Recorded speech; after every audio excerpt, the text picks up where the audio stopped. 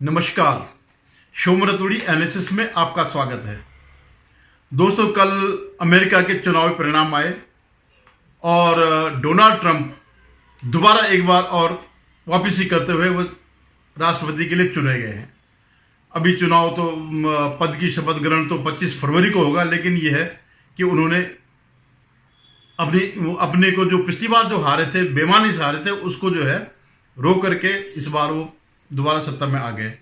लेकिन भारत के लिए क्या मायने हैं इस ट्रंप की जीत और कमला हैरिस के हार के, वो मैं इस बारे में आपको बताता हूं। इससे पहले पूरे चुनाव प्रचार के दौरान, जब तक ये 2-4 महीने से चल रहा था, वैसे तो काफी टाइम से चल रहा था, लेकिन जब पीक में पहुंचा तो जो भारत का लेफ्ट लिबरल गैंग है, जो कांग्रेसी इकोसिस्टम है, वो जो है कमला हैरिस को जीता हुआ दिखा रहा था और ट्रंप की बुरी हार दिखा रहा था। तो ये जानने के लिए कि भारत के लिए क्या मायने हैं इसके, ये अपने आप में ही साबित करता है कि कल ये सारे के सारे वामपंथी, सारा इकोसिस्टम रो रहा था, मुहर्रम मना रहा था। तो ये आप समझ लीजिएगा कि कितना इंपॉर्टेंट है ट्रंप का वापस आना भारत के लिए। और ट्रंप दुनिया में अकेला ऐसा व्यक्ति है जो कट्टर इस्लामिक आतंकवाद जो पूरी दुनिया में फैला हुआ है, जिसके खिलाफ मुखर होकर के रहता है। और जो ये गैंग है, जो लेफ्ट लिबरल गैंग है, ये जो है प्रो इस्लामिक है। अगर आपके यहां पत्थर भी अगर शोभा यात्रा में मारते हो तो ये कहते हैं कि उनका अधिकार है। तो इस कदर ये लोग जो है एंटी हिंदू है। और आपको मैं एक बात और बताऊं, बांग्लादेश में जो अभी तख्ता पलट हुआ, उसके बाद जो हिंदुओं की स्थिति खराब हुई, उन पर जो आक्रमण हुए, हमले हुए, मारकाट मची, पूरी दुनिया में एकमात्र ऐसा नेता ट्रंप था जिसने कि इस हमले की निंदा करी। हमारे राहुल गांधी और हमारे देश के किसी भी बीजेपी को छोड़ करके किसी ने भी ये नहीं किया। तो इस पर मैं आगे विस्तृत विश्लेषण करूंगा। आपसे निवेदन है, आप मेरे इस चैनल को सब्सक्राइब करेगा, शेयर कीजिएगा और अपनी राय जरूर व्यक्त करेगा। धन्यवाद। तो मैं जिक्र कर रहा था कि ये जो इस्लामिक ग्रुप है, कुछ भी हो तो कहता इस्लामोफोबिया हो रखा है। इन्होंने एक शब्द गढ़ा है, उनको जो इस्लामिक आतंकवादी हैं, जो कट्टर मुसलमान हैं, उनको बचाने के लिए इन्होंने एक इस्लामोफोबिया शब्द गढ़ दिया है कि आप वो कुछ भी गलत काम करेंगे तो कहेंगे कि नहीं साहब, ये जो है इस्लामोफोबिया है, यानी आप इस्लाम से दुश्मनी करते हैं। तो ये गैंग जो है सबसे ज्यादा वहीं से चलता था, अमेरिका से ही चलता था। आप ये देखिए कि जब बांग्लादेश में हिंदुओं के साथ ओकिया अत्याचार हुए अभी तख्ता पलट के बाद, तो पूरी दुनिया में केवल ट्रंप ने ये बात करी। जो कांग्रेस जिसने हमास के आतंकवादियों के पक्ष में प्रस्ताव पास किया, उन्होंने एक शब्द बोलना स्वीकार नहीं किया। और ट्रंप का मैं आपको ये दिखा रहा हूं, ट्वीट दिखा रहा हूं, बड़ा लंबा सा ट्वीट है। वो एक जेन्युइन आदमी है, वो जानता है कि वो दिल से जानता है कौन ईमानदार है, कौन बेईमान है। और मोदी जी की और उनकी तो बहुत पुरानी दोस्ती है। तो ये इस गिरोह का टूटना एक्चुअली जो बांग्लादेश में हुआ, वो जो है अमेरिका, जो बाइडेन थे, हैरिस थे, या उनका पूरा सिस्टम जो था, ये उसका कराया हुआ था। और वो यही चाहता था जो बांग्लादेश में हो भारत में भी हो, और वो हो नहीं पाया। लेकिन ये फिर भी जुड़ रहे थे, ये चैन से नहीं रहने देना चाह रहे थे। भारत की जनता की चुनी सरकार को हर हालत में गिराना चाह रहे थे, और यहां तक कि इस हद तक कि उपद्रव भी करवाना चाह रहे हैं। इनके कई प्लानिंग है कि किस तरह से जो है अभी जो वक्फ संशोधन बिल जो है, उसके बाद में इनकी प्लानिंग है, या इस दौर में भी उनकी धमकियां सामने आती है। लेकिन अब इनका जो है, जो सरमाया है, जो मालिक है, वो सिस्टम खत्म हो गया।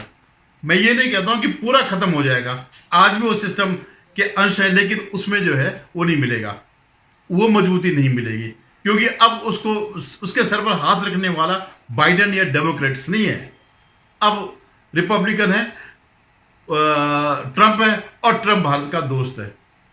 आप ये सोचिए, पूरे दुनिया में डेमोक्रेसी का डंका बजाने वाला अमेरिका, उसने खालिस्तानियों को पनाह दे रखी है और उसका मित्र कनाडा, जो कि घनिष्ठ मित्र है ये। तो आप ये सोचिए कि अगर ट्रंप अगर हो गए तो क्या जो भारत को तोड़ने की साजिशें विदेशों से होती है या हो रही हैं, या किस तरह से आपने देखा बीच में मोदी और शाह को किस तरह से बदनाम किया गया, दोनों ने मिल करके, इसका एडमिनिस्ट्रेशन ने भी, बाइडेन के भी और कनाडा ने भी, और यहां पर जो उनके वो बैठे हुए हैं, एजेंट बैठे हुए हैं भारत में, उन्होंने भी इस ढंग से जो है ये इस देश को तोड़ना चाहते हैं। और हमारे लिए ये जो है बहुत सही है। अब जो पन्नू है ये उसका भी वो है, अमेरिका का भी नागरिक है और कनाडा का भी नागरिक है। ऐसा नहीं कि खालिस्तान कोई बहुत बड़ा ग्रुप हो, एक पूरे सिखों में 1% से या 2% से ज्यादा लोग नहीं होंगे जो खालिस्तान समर्थक होंगे, लेकिन देश में जो है अराजकता फैलाने के लिए यही लोग काफी है, या विदेशों में इस ढंग से भारत का डेमोक्रेसी को बदनाम करने के लिए ये लोग काम करते हैं। जस्टिस फॉर वो सिख करके इनका एक वो है संगठन है, और उसमें पैसा पाते हैं और बार बार भारत के खिलाफ धमकियां, आपने देखा होगा अभी उन्होंने कहा था कि 1 नवंबर को वो नहीं चलने देंगे, कोई भी जहाजों में न जाए हिंदुस्तानी, क्योंकि हम उड़ाएंगे, मतलब इस ढंग से इन्होंने वो किया था। तो इनको पनाह कौन देता है? अरे भाई, आप अमेरिका तो इतनी बड़ी डेमोक्रेसी है, कैसे वो ये कर सकता है? शरण के नाम पर जो है कैसे ऐसे लोगों को शरण दे सकता है जो भारत के खिलाफ हो, एक राष्ट्र के खिलाफ हो, उसके खिलाफ षड्यंत्र कर रहे हो? तो ये जो पन्नू वन्नू जो इनका गिरोह है, इस पर भी लगाम कसेगी। जो ये कनाडा में जो ये बस रहे हैं, अगर इसका प्रभाव पड़ेगा तो कनाडा भी जो बहुत उछल रहा है वो भी दुरुस्त हो जाएगा। हालांकि 1 साल बाद वैसे भी कनाडा में स्थिति बदलने वाली है, क्योंकि ये जो पप्पू है कनाडा का, ट्रूडो जो है, इसके सरकार चले जाएगी, ये हार जाएगा निश्चित रूप से, ये आप मानिए। अभी आप देखिए हद क्या होती है। अभी इन्होंने वहां पर कनाडा में वो किया, एक मंदिर पर आक्रमण किया, ब्रैम्पटन करके जो है खालिस्तानियों ने, और उस सरकार मुंह बनी हुई देख रही है, बैठी हुई देख रही है। ऐसा कौन सी डेमोक्रेसी जो ऐसा करती हो? जब आप डेमोक्रेसी की बात करते हैं और दूसरे देश में के जो अपराधी हैं उनको शय दे रहे, उनको संरक्षण दे रहे हो, तो ट्रंप के आने से जो है ये चीज नहीं होगी।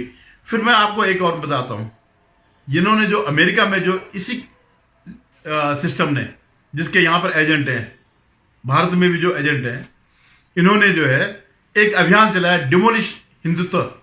मतलब आप सोचिए, जो हिंदू पूरे देश में, विदेशों में, हर देश में बड़ी ईमानदारी से रहते हैं, उनकी इकोनॉमी को बूस्ट करते हैं, उनको पूरा हेल्प करते हैं, चाहे नौकरी करके जो है, जितने भी आज ये लोग आगे बढ़ रहे हैं, तो उस तरक्की में भारतीयों का हाथ है, भारतीयों में हिंदुओं का हाथ है।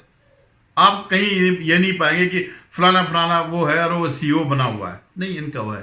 तो उसको वो करने के लिए तो राहुल गांधी विदेशों में जाकर के बार बार यही कहता है कि साहब ये हिंदुस्तान में ऐसा होता है, हिंदुस्तान में अल्पसंख्यकों के साथ ऐसा होता है, अत्याचार होता है, और हिंदू, आपने संसद में देखा होगा कि हिंदू हिंसक होते हैं।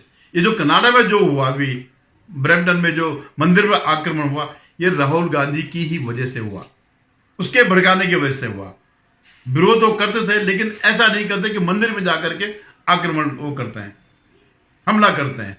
तो ये इन लोगों का जो गठजोड़ है, कनाडा के खालिस्तानियों का, ट्रूडो का और कांग्रेस का, भारत में कांग्रेस का, और विदेश में जो है जो इसका सैम पित्रोदा है जो है, उसका जो ओवरसीज संगठन है, ये सब यही काम करते हैं।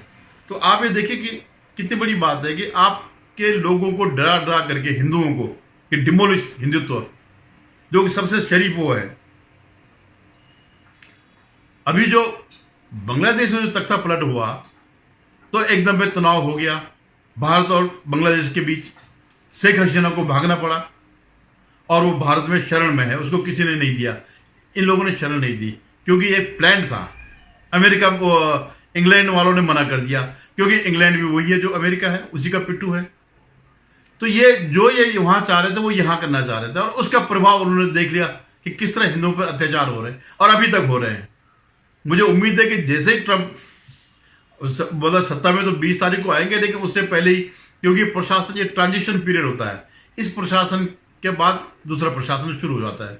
वहाँ हमारी तरह नहीं कोई IAS है तो या जो ये होती है कार्यपालिका, उस पर चेंज नहीं होता है, वहाँ चेंज होता है, वहाँ से अपने हिसाब से वो लोगों को नियुक्त करते हैं। तो अब आने वाले दिनों में जितने भी भारत के खिलाफ अमेरिका षड्यंत्र कर रहा था उस पर लगाम लगेगी और कम से कम ट्रंप ये नहीं होने देगा।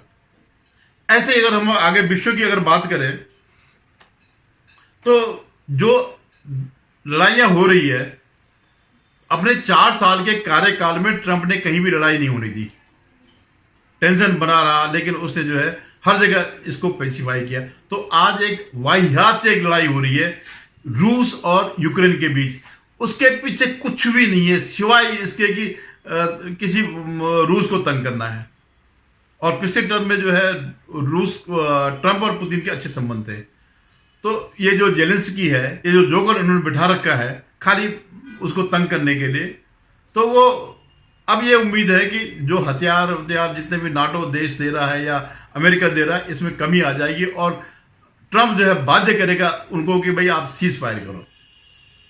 ऐसे इजराइल में, हालांकि इजराइल में इतना आसान नहीं होगा क्योंकि इजराइल जो है दुश्मनों से के बीच पर बैठा हुआ है, तो उसको शायद मुझे जो लगता है कि जो बीच में बड़ी तेजी से इन्होंने इनके खिलाफ कार्रवाई करी इजरायली सेना ने, तो उसके पीछे कारण ये भी रहा होगा कि उनको लगा कि ट्रंप आ सकता है और ट्रंप जो है लड़ाइयों के खिलाफ है, तो उन्होंने इस बीच काफी इनका मटिया मेट कर दिया। जितने भी उग्रवादी संगठन थे, चाहे उनका हमास हो, हिजबुल्लाह हो, इवन ईरान पर भी उन्होंने वो वार्निंग के रूप में मिसाइल दागी हैं। तो ट्रंप के आने से ये चीजें हमारे देश में और पूरी वर्ल्ड में जो है चेंज आएगा और जो एंटी हिंदू सिस्टम है वो खत्म होगा। अदरवाइज पहले जो है 80% 90% जो हिंदू थे वो इनको वोट देते थे डेमोक्रेट्स को, लेकिन जब इनकी नंगाई सामने दिखी तो उन्होंने इस बार ट्रंप को वोट दिए, रिपब्लिकन्स को। तो ये जो है, और इससे क्या हो गया, आपकी ताकत भी दिखाई दी। आप चाहे कितनी कम संख्या में क्यों ना हो, लेकिन जब एक मुश्त वोट पड़ता है तो फिर उसकी वैल्यू बढ़ती है। और सबसे बड़ी बात है कि जो डिमोलिश हिंदुत्व है जो इन्होंने अभियान चला रखा है उसका भी खत्म हो जाएगा। अब बहुत से लोग कहते हैं कि भाई वो अवैध घुसपैठियों को बाहर निकालेंगे, उसमें हिंदुस्तानी भी है। तो जब हम चाहते हैं कि हमारे यहाँ जो बांग्लादेशी और म्यांमार से आए हुए रोहिंग्या मुसलमान हैं, जब हम चाहते हैं कि वो घुसपैठ उनको बाहर निकालें तो वो भी चाहेंगे। हालांकि ऐसी स्थिति नहीं आएगी क्योंकि हमारे जितने भी लोग अगर माना कोई इलीगल वो है, पेपर नहीं है उनके पास या वो है, तो ये भी संभव हो सकता है कि उनको रेगुलराइज किया जा सकता है क्योंकि उनको वर्क फोर्स की उनको भी जरूरत है, पूरे यूरोप को जरूरत है। वो वर्क फोर्स केवल भारत में है, अब भारत में हिंदुओं में है जो स्किल्ड वर्कर है। तो देखिएगा क्या फर्क पड़ता है। 21 महीना करीबन रह गया सत्ता में आते हुए, और इस बीच सारी उनकी नीतियां, ट्रंप की नीतियां स्पष्ट हो जाएगी। और जो मुहर्रम मना रहे हैं, भगवान ने चाहा तो 23 नवंबर को ये दोबारा मुहर्रम मनाएंगे जब महाराष्ट्र और झारखंड के चुनाव आएंगे, और जो जनता जो जनादेश देगी। बहुत उम्मीद है कि जो इन्होंने झूठ फैलाया था 2024 के जो चुनाव में, और उससे जो बीजेपी को कम सीटें मिली, एनडीए को कम सीटें मिली, वो उसका वो हो जाएगा। और जो ये वक्फ बोर्ड जैसी चीजें जो चल रही हैं जिससे पूरी देश गरीबी दिया गया, वक्फ बोर्ड के नाम पर पूरी जमीनें उनको खुला हाथ दीजिए कि तुम जिसको चाहो उसको बनाओ, उसको अपना कब्जा मान लो, उसमें लगाम लगेगी। धन्यवाद। उम्मीद करते हैं कि एक अच्छा समय आने वाला भारत के लिए। पुनः निवेदन, आप मेरे चैनल को सब्सक्राइब करिएगा, शेयर कीजिएगा। धन्यवाद।